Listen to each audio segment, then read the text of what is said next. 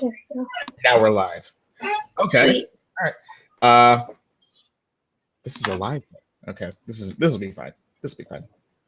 What's there to screw up? Nothing. We never screw up. Nothing at all, because we're just having a fucking conversation. There we go. Rated R right off the bat.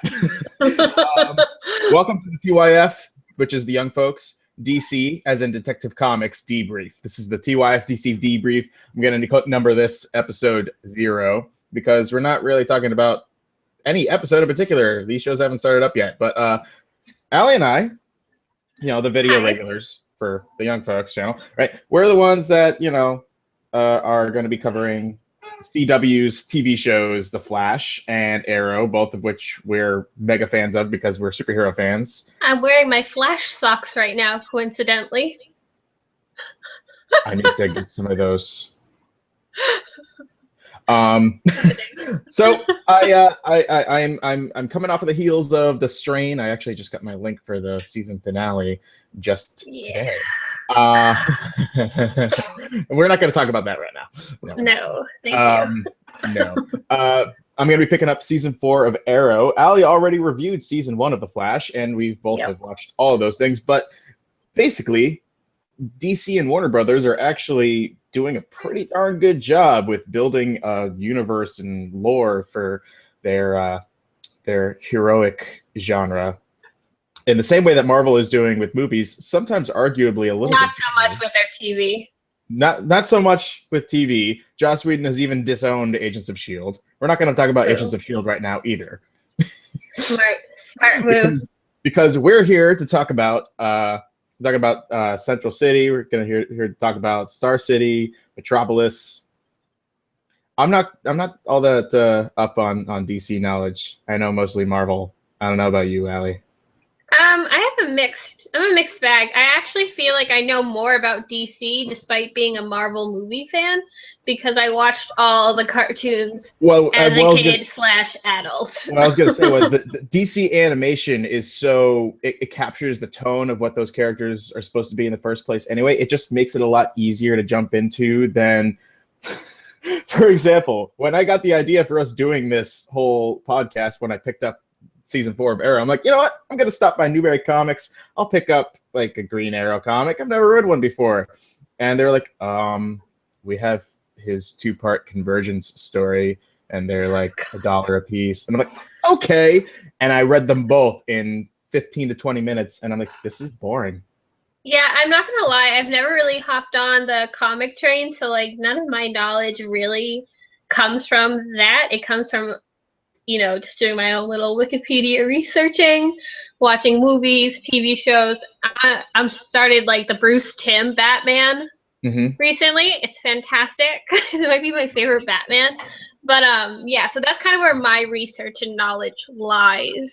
I don't know if that's a bad thing. I've read some comics. I can't. Well, you've at least read Flashpoint. I watched most of the first season of The Flash, and I took it from the angle of something that I've never taken an angle of a comic-based thing ever in my life, where I didn't try to go and read any comics beforehand. I caught the pilot, and I knew the basics of the character and his lore, but I didn't know who the major villains were. I didn't know what the twists were going to be. So I was watching it and was genuinely surprised and was enjoying it completely objectively as a TV series. Yeah. And when we were talking to Gabby about it, she says, oh, I do that for literally everything, including Marvel. I'm like, that's an interesting way to go about it. So as we go through this series, both of these series, and eventually 3 or 4, because you're reviewing Supergirl and that airs on the 26th, and somebody will pick up Legends of Tomorrow. Maybe me. Probably Evan. Probably. Should probably be Evan, considering. It should probably be you, considering. We'll keep this controlled. Yeah, man. DC, I don't know, control. DC control. Is that a Prince song also? No, I don't know. I'm not quick on my feet right now. Pun. That's okay. So catch my pun. Basically, we're gonna be taking this from the angle of we're gonna be reviewing these objectively as TV shows where we enjoy these characters and we enjoy the lore that they're building. And if we feel like bringing people in who have the DC Watchtower know-how, the Justice League stuff. Yeah, we could do that. Some creative consulting. But we're gonna be weekly reviewing these as TV shows. We're fans of this genre. Clearly. Yeah. Yeah. I mean, I have a Guardian poster. That's good. That works. So yeah. So we're just gonna jump into this. Like you said, we're not gonna try to cover everything that has happened because we literally just boiled season 1 of Arrow down to trading in a cave on an island and Tommy dies. Spoiler, Tommy dies. And it's sad. He was literally a plot device. Yeah. Poor Tommy. No, not poor Tommy. He was kind of a dick. He was a dick to Laurel. Everybody was a dick in the first season. So that's except for Diggle. Another good reason not to talk about season 1. Diggle wasn't a dick in season 1. Diggle's always amazing. Diggle's the man. Like, even if his new helmet's stupid, like, now, I have to love him. Did you see he replied to those comments? Yeah, he said it's gonna be better in action, but I still can't understand how he can see well. Like, doesn't it obstruct your vision for fighting? Like, it's seriously like around his face. Maybe he has a sixth sense. Do you think he could somehow become meta since, Cisco's in the picture and we never thought maybe he would be a metahuman and turns out he's going to end up being a metahuman? Well, I'm not that surprised Cisco is because in the comics he was. He was Vibe. Or I think that was the name. Yeah. So I think it's different, like what kind of superpowers he'll have, but I never ruled out Caitlin or Cisco possibly having powers in the future or becoming certain characters in the future. But no, Diggle, I know there was like rumors for a little while that he could be Green Lantern, and my heart stopped because I was so excited about Stewart. Yeah. Right? But yeah, so I don't think that's gonna happen, but like Arrow would, I don't know, like it would win me back from any faults it's ever made if it made John Diggle the Green Lantern. Like, I'd be stoked. Well, that kind of ties into, because I was basically going to break this down as a best worst thing, but yeah, one of the things we'll talk about potential stuff for the future season. We're talking about what we're going to be excited about, but for the series so far, let's start off with The Flash. What were your favorite things about the first season of The Flash? My favorite things. Overall, I think it nailed the superhero tone for The Flash. Like, it didn't make it super serious, which I was kind of worried about considering that's kind of Arrow's atmosphere. Arrow is airing the side of melodrama. Yeah, it's very doom and gloom, soapy, which is fine and I enjoy it, but it's not what The Flash needed to be. Barry Allen is a light character. He's like an emotional character and he has his own, tragedies, but he doesn't wear them on his sleeve like, Oliver Queen does. So I wanted it to be a little funner. I wanted it to love its origin, which it does. Like, I love that it's a show that loves being a superhero show. So that's probably like my favorite overall thing about it. I find that the Arrow as a show, because it came out like the year after like Smallville ended. It was like The Dark Knight Rises came out or something like that. So the Arrow is almost kind of a series that was a reaction to the tone of The Dark Knight that everybody enjoyed. Whereas Flash, something happened with the Avengers and especially Guardians of the Galaxy where people were realizing, oh, wait, everything doesn't have to be dark and deep and broody. We can have some light, pulpy fun. Pulpy is the word that I like to use for The Flash. Yeah, pulpy is good. And I think it nailed it. It was just one of the most confident debut seasons I think I've ever seen. It was CW's highest rated pilot for a new series that they've had in like 10 years. And it was their most tuned in male audience probably ever. So, yay! I think you know what? It's a demographic that they never really were able to grasp, and they got it now. It's because everybody looks to the CW as if it's this kind of like soap opera, channel that's like totally inconsequential because it kind of panders to a female audience sometimes, despite the fact that it's producing some of the best shows in the recent years, in my mind, with The Flash, Jane the Virgin, The 100. There's so many good shows coming out of that channel, and The Flash just happened to come out with a crop of them, and I think it's my favorite new genre show in recent years. I think it's great. I think it's great that we can actually have genre shows now. I think it's great that we can actually have shows with the effects that The Flash is capable of in the first place. No, yeah, for sure. And the effects just kind of kept getting better. Obviously they were hokey sometimes, but what they were able to pull off with Say Girl Grodd. Yeah, that's incredible. I even like the way that the Reverse Flash looks when he's just standing still and constantly shifting. I think that really simple effects like that look really good. Oh, yeah. In the first episode where he was really super prominent, the man in the yellow suit, I think it was called, the one right before the Christmas break. Yeah. Or the holiday season break. Yeah, where they do the football field fight. It was genuinely an unsettling character to look at. You felt like he was a threat. So I think the visual effects that the show has managed to, with what must be a limited budget, considering it's a first season CW TV show, is pretty mind-blowing, in my opinion, I guess. That kind of segues into one of my bullet points on favorite things. I really like the villains through The Flash. I didn't really think about it until in retrospect that despite the fact that The Flash was a villain of the week pilot season of a genre show, it still pulled off all those characters really well. Captain Cold is probably one of my favorite villains ever now, and the second I saw him on screen and knew what his name was, Wentworth. I mean, I already knew and liked Wentworth Miller from Prison Break, but this is such a departure for him that he is having a blast. This is awesome. Yeah. Yeah. Really. He just seems to genuinely understand the tone. I think sometimes actors come on board these television series and kind of either overplay it or try to take it too seriously. And I think Wentworth Miller really understands the balance. His character's kind of ridiculous. It's absolutely ridiculous. This is one of the stupidest things. It's the stupidest villain name I've ever heard.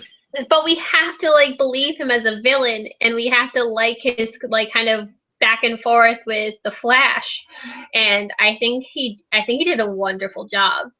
I thought the villains were relatively pretty good. Yeah, I think every once in a while, there was the bee episode that just made me mad. If anybody read my recap, I referenced that for the rest of the show. If anything stupid happened, I was at least it wasn't the bees. Oh my God. He couldn't escape a swarm of bees. No.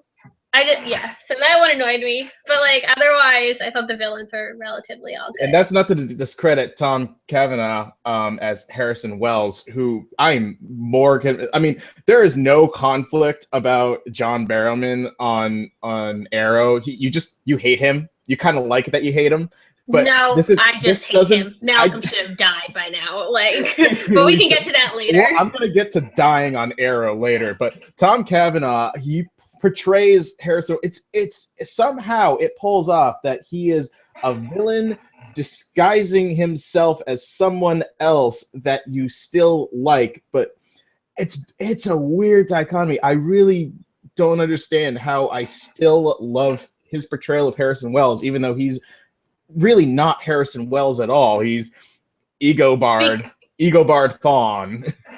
Because we were all Barry in that situation. Even though we knew he was the bad guy, essentially from the first episode, with the tag. They totally telegraph it too. Yeah. Yeah, it's not very surprising, but we Barry want to still like him. In our eyes, we've also seen him be the best version of himself while also being the villain. And even when he is the villain, he's still saying things like, "I've grown to care about you." I don't know, his performance might him and Carlos Valdez, the guy who plays Cisco, are my surprise MVP secret weapons of the season, because anything they ever did was so good. And yeah, I'm so glad that, spoilers, I mean, it's in the plot synopsis that he's still on the cast. I'm glad that he's not going away as an actor on the show. Yeah, and for me, in not knowing the lore of the Reverse Flash, I get genuinely excited thinking about what is this relationship that the Reverse Flash and the Flash have throughout this really warped timeline? It's like they're complete villain. They're absolute enemies upon meeting. But does that mean that there's something else later on in their lives that devolves into something? Yeah, it's a tumultuous, like, it's the kind of hero-villain relationship that makes superheroes interesting. Yeah, absolutely, definitely. Like, it's better than just being a faceless, nameless villain. You know, we want to have a connection with him. And that's also a credit to the writing and the really smart storytelling. I feel like that it's probably one of the best plot through lines I've seen in a new show in a long time. Yeah. At least for something that's genre based. For sure. I just wanted to make sure, I don't know how long we were going to linger on the best of Flash, but I would hate not to mention the bees. No. Screw the bees, man. Okay, we're not talking about the bees. Such a stupid episode. But they wasted a crossover episode on bees. Oh my god, right? I was so annoyed. I can't even talk about it. It made me so mad. There had to be one. But there had to be one. Grant Gustin as the Flash is perfect. Yes. Ace casting. Because here's my thing. Stephen Amell, I kind of grew to really appreciate in the role of the Arrow.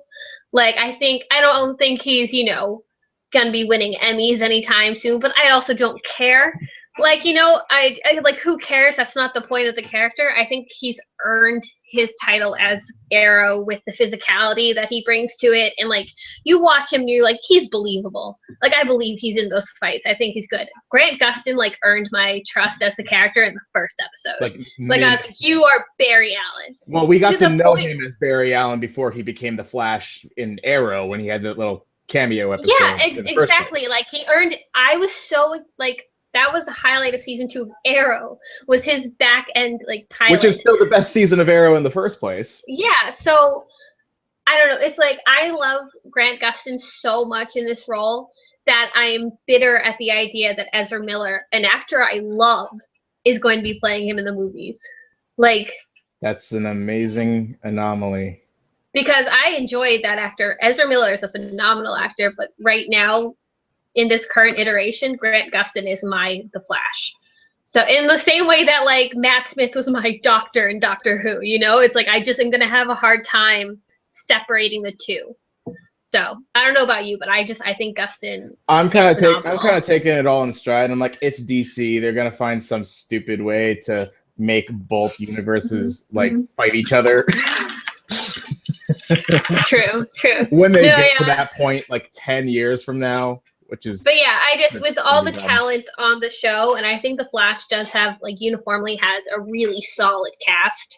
I think, it wouldn't matter if we didn't like the guy playing the Flash. And I think Grant Gustin really sells it. Sorry, I'm used to, like, typing and, like, going from Grant Gustin and to just typing, like, the last name. So, like, that's okay. It's all good. I really need to, like, step away from my keyboard. That's okay. So yeah, did you have anything else you wanted to talk about the best of the Flash, aside from the fact that it's awesome? Other than the fact that Joe is one of my favorite supporting characters / surrogate dad characters I've ever seen on TV, and I'm genuinely terrified of him dying pretty much every single week. Okay, I spent the whole first season in my recaps being like, not all 3 father figures can survive this season. There's no way, and I was so surprised. So we'll see. Maybe they'll prove me wrong. Instead, it was Eddie, and he went out with a bang. A character that he was probably the character I cared about the least at the beginning of the series, and his sacrifice was actually pretty awesome. I really liked Eddie, so I was kind of annoyed that they just, like, gave him the Tommy treatment, but we can. Well, you know what? The Flash has alternate timelines and time travel too, so you never know. But yeah, you don't want it to fall into Arrow territory. Maybe we can move on to Arrow now. So the things we like the most about season 3. Okay, we don't have to talk about death right now in Arrow. Spoiler alert! It's non-existent. I know. It's kind of silly, but. So wait. Best things about Arrow. Season 3. Season 3. Okay. Yeah. Well, obviously Brandon Routh. Oh yeah, I didn't even have it in my notes. I totally forgot. Well, He's really good though. I He was the always find Superman that we deserved. he was the Superman we deserve, but I find that season 2 and 3 of Arrow, they do a really good job of casting and giving good material to characters that in other series they would just be like a throwaway cameo. Like this was like Yeah. Agents of Shield we were talking about. It'd be like a 1 episode throwaway cameo. They actually have an arc to them, whether it's over 2 episodes or the whole season. Yeah, So if they're you can bringing, get past yeah, if you can get past his character kind of stalking Felicity to date her at the beginning, he is like a very interest. I really liked him. But you just yeah. have to get over that I hurdle of forgot about it. that part. I Probably know. for a reason. It's easy. Yeah, well, keep in mind this time last year because I missed out on season 2 of Arrow. Netflix is doing this again, and it's really infuriating me. They're releasing the previous season of these series on Netflix, like for streaming. I didn't want to go and buy it on like Amazon or on Blu-ray or anything like that. I get they're trying to drive those sales, but I couldn't. I was catching up on season 2 of Arrow as season 3 was happening. Yeah. So the first few episodes, couple weeks of season 3 is a blur to me. Yeah. Because season 2 is so much better. No, true. I mean, season 3 started off really strong. I guess I'll talk about the thing that like is my favorite part of season 3. That like it was good from the beginning to end, not like everything else. Okay, firstly, fuck Laurel haters. Okay, there's absolutely no reason like Laurel. to hate Laurel. I didn't like Sarah. I like Laurel. You're one of the few people because everybody likes to hate the female character who is either possibly going to get in the way of Felicity and Oliver because that's what the show is boiled down to is their relationship. And it's because Laurel's character was devolved. Kind of poorly. It didn't have to be that. I know that's what happened though. But Laurel's arc in season 3 was like the quintessential superhero origin story. Somebody of her family is killed. She like takes up that mantle and goes to fight crime to like work through her angst. And she's awesome in it.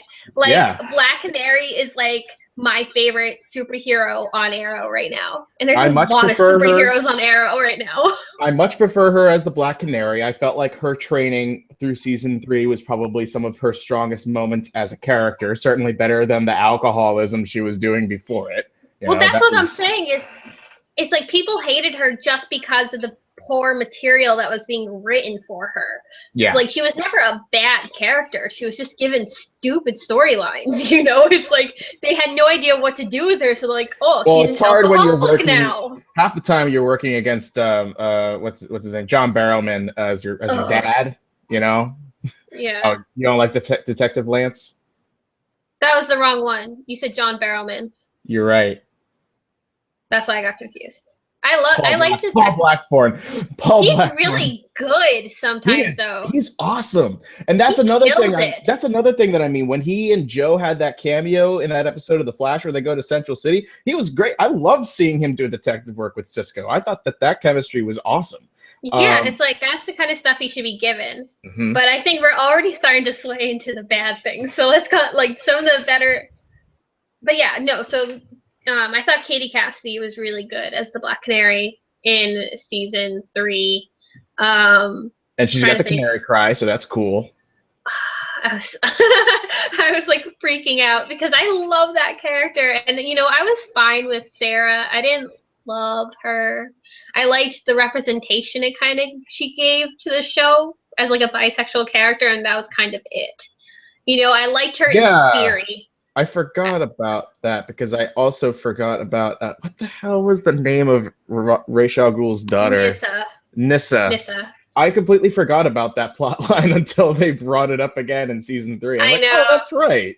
She was in love with Sarah. That's totally. I know. They talked about it more after the fact than actually showing it, and obviously showing it would be better. But so I guess like I liked Sarah in theory. I didn't necessarily love You liked Sarah as an entity in the other characters' minds.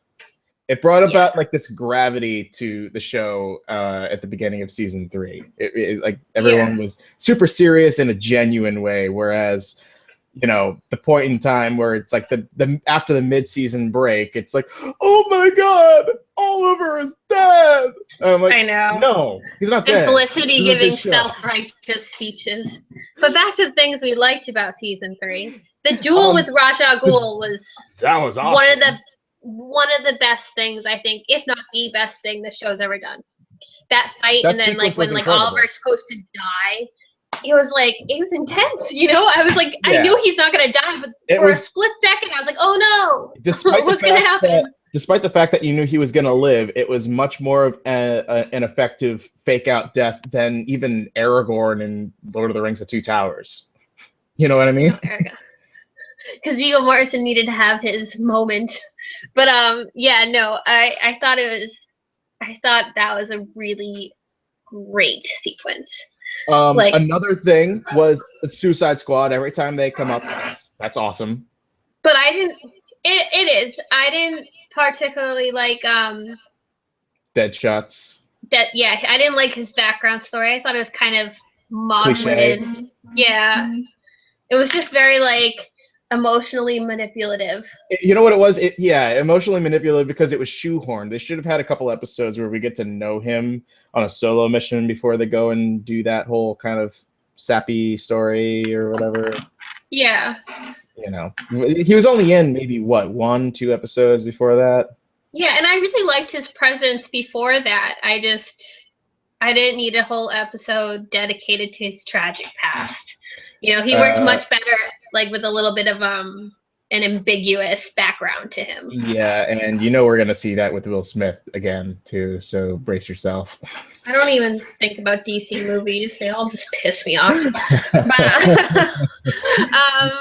I guess what we didn't like about the Flash season 1, I have a few things. Or did you have anything else you wanted to say about Arrow? I kind of took. Well, I already said it. I like the way that they treat supporting characters. I think that was on my list. The action scenes are pretty great. We've talked about that distinction before with the Arrow's budget being in action set pieces and stunts and such, whereas Flash's is in visual effects. All Viz FX. So think about that big fight scene where the police are chasing Arsenal, Black Canary, Oliver, and all them. And when the helicopters come in, that's a cinematic sequence that you're never going to see in the Flash because they're that's not where their money goes.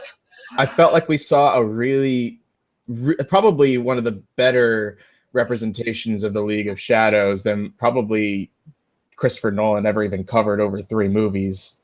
Yeah. So that's pretty cool. But I thought the Ra's al Ghul was kind of the Lazarus Pit. So we'll move into the worst things now. Nobody dies on Arrow. Oh, we're going to Arrow first. We already talked about the things that bothered us on Flash. Not much, just the bees. I didn't talk about stuff that bothered me on the Flash, but I'll talk about what I want to see on season 2. We can wait. We'll talk about Arrow. Yeah, nobody dies. Because Sarah is coming back to life for a 3rd time. But at least she'll be to another show, right? Yeah, but it takes away the meaning of the fact that she died. I know. And then we're gonna have the whole. Then we're gonna have the plot all over. We already had a plot where we thought that Sarah was dead, or Laurel thought that Sarah was dead, and then there was a whole other plot where Sarah was not dead. Or that Detective Lance thought that Sarah was not dead, and Laura was basically screwing if Detective Lance stops being such a tool, because if she comes back, I'll be fine. Because I really like the actor Paul Blackthorne or something. Yeah. He's great. But if I can't stand his character, it doesn't matter. Well, it's the same problem with Laurel. It depends on the material that's given to the character at the time. Yeah, true. Malcolm needs to die. Speaking of death, Malcolm has overstayed his welcome. John Barrowman is terrible on this show, and I liked him on Doctor Who, but he is hammy, and I just cannot stand him. The only reason his character is still around is because he can provide specific information or exposition or whatever, and nobody wants to trust him. Basically, the only reason he's there is because nobody wants to trust him, and so that he can train Thea. Yeah, that's another person who dies and then doesn't die. Thea. Yeah, but I'm glad Thea's still around because Thea will have a cool storyline with him to actually be Speedy. I think that's great. Yeah, but yeah, no. If there's like my biggest grievance with season 3, and I had a lot of them, is that Malcolm was in too much screen time. He had an episode dedicated to his background, trying to make us care for him and like trying to undo the bad things he did because his wife died. Like, that doesn't justify the murder of 500 people. So I don't know. Like, yeah, it was like a whole city. He like literally leveled the city, and people are like, "Oh, yeah, he had man angst." Like, nobody gives a shit. Angst. Yeah. So like, mansplain. No, like, I'm so sick of his character. One other thing that's bothering me. One other thing. What's gonna happen to Roy? Why did he leave? I want him back. He was good. I don't know. I know the actor had finally moved past just like furrowing his brow and like panting heavily as acting. And flipping. He did like a parkour every episode for the equivalent of a season. I know. I can't, whatever. I'm not bothered he's gone. His episode where I thought he died, like, I legitimately like gasped though. I was like, no, just because they did it so well and I felt bad. But then he was alive and I was like, ugh. You don't know what you got in your arsenal until it's gone. Anyway, Felicity's fake crying. Felicity's everything in season 3. I know everybody. Okay, here's what Felicity needs. She needs faults. Like, she cannot be this manifestation. I can't say words. She can't just be like perfect. That's and what she can't always for. be she can't be like just self-righteous, who's always, the moral center of the team. I know that's what everybody was drawn to her in season 1 for good reason, because she was essentially like our window into this world, like she was a regular human being. And so we had somebody to kind of, relate to a little bit more than superhuman people. Obviously he's not superhuman, but you know what I mean. So I liked her then, but now it's like she can do no wrong, and it's gotten tiring. Like, I can't stand her character. And girl needs to learn how to cry. Yeah, that too. I can't. No, but everything you just said, I equate my feelings. It's pretty. It's become too much. You know what else has become too much? Are they going to continue doing the flashbacks?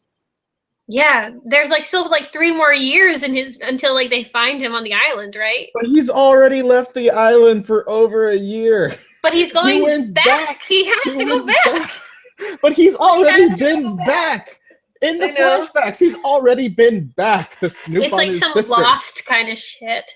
I know. I can't even handle. Those are the parts of the episodes that I literally tune out.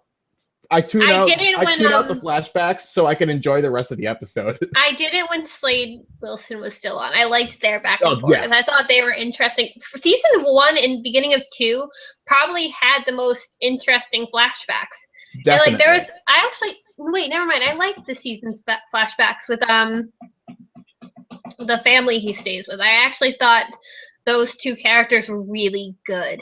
I thought those characters were good, but it was just peppered in so strangely, and there were good transitions and bad transitions. They were trying to make it all connect to whatever the emotional, like the theme of the week was. Yeah, and it just didn't work, and the story came up so inconsistently that I kept forgetting what was going on until the season finale. The season finale is what clarified things for you, because the season finale was a mess. Like in the flashbacks, it did. I genuinely forgot what was happening every single week in the flashbacks. Yeah, I was forgetting every single week what was happening in the episode. If it was its own independent episode, if you stitched all those scenes together, it would be a great flashback.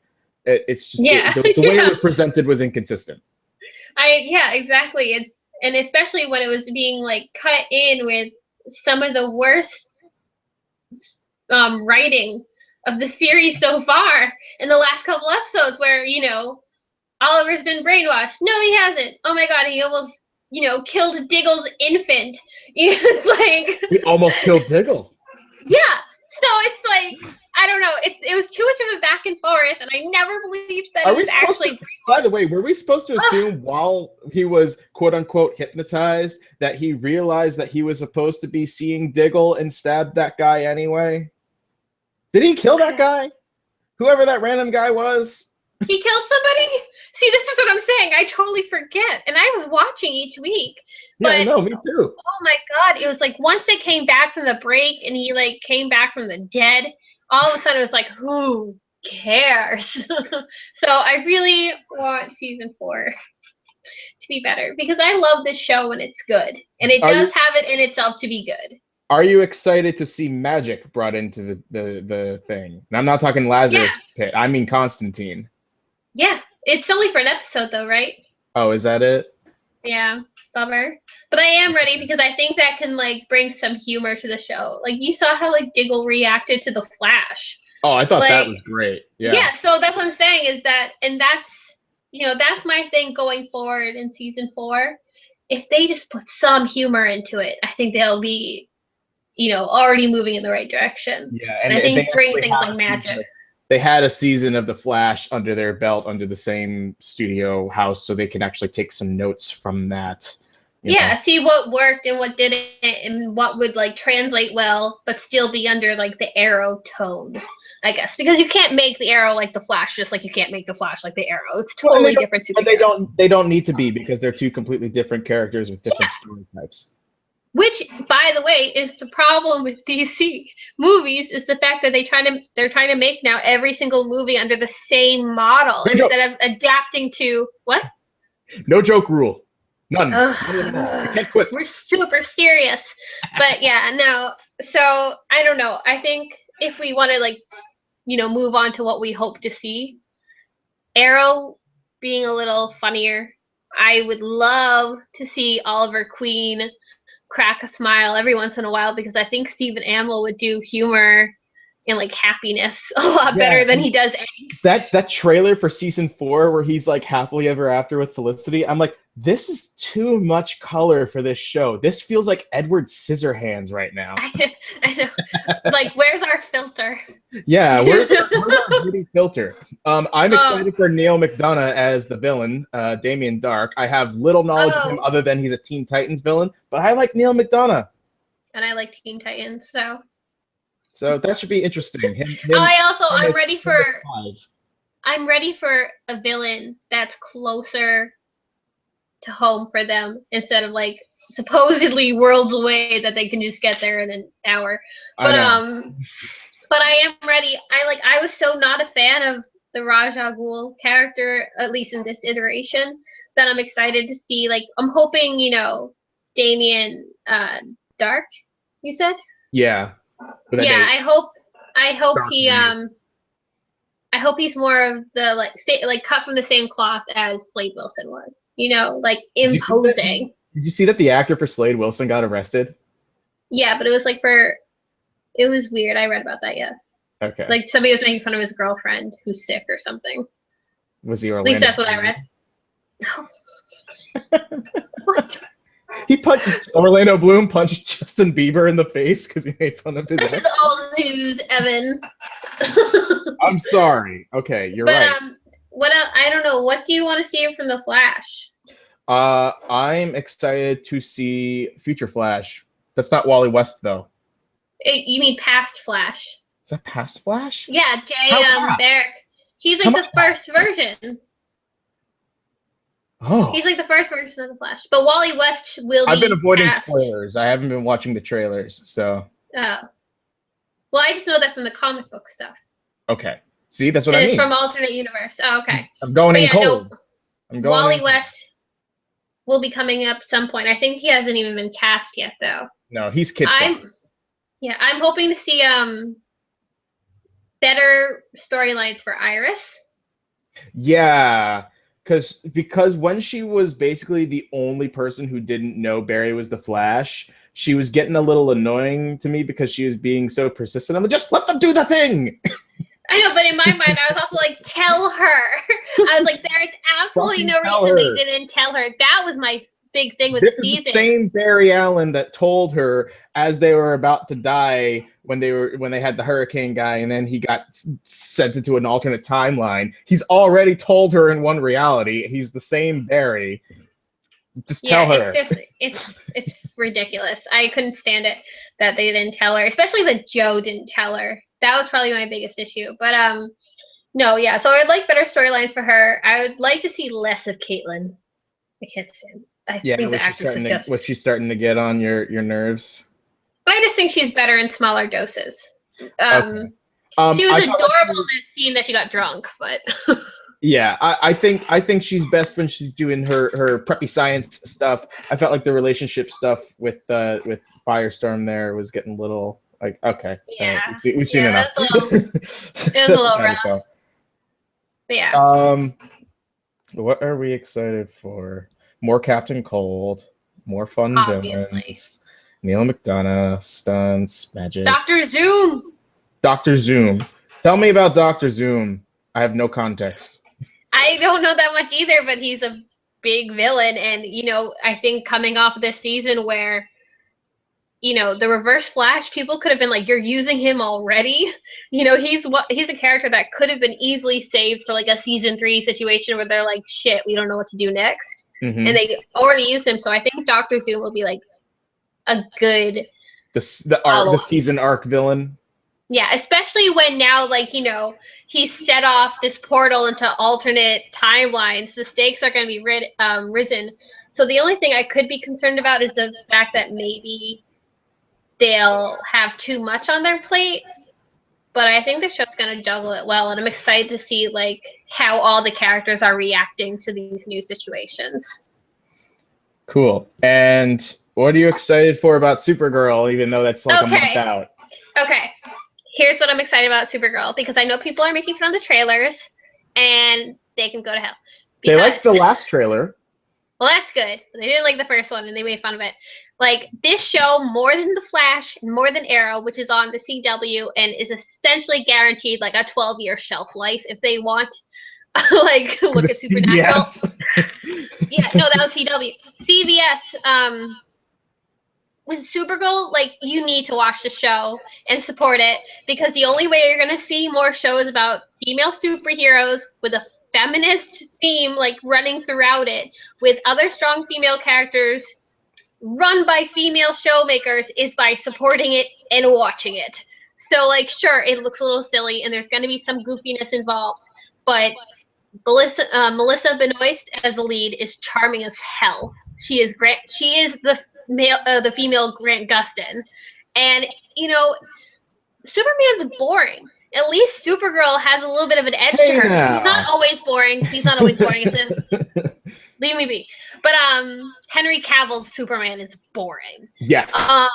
Justice League Unlimited Superman is awesome.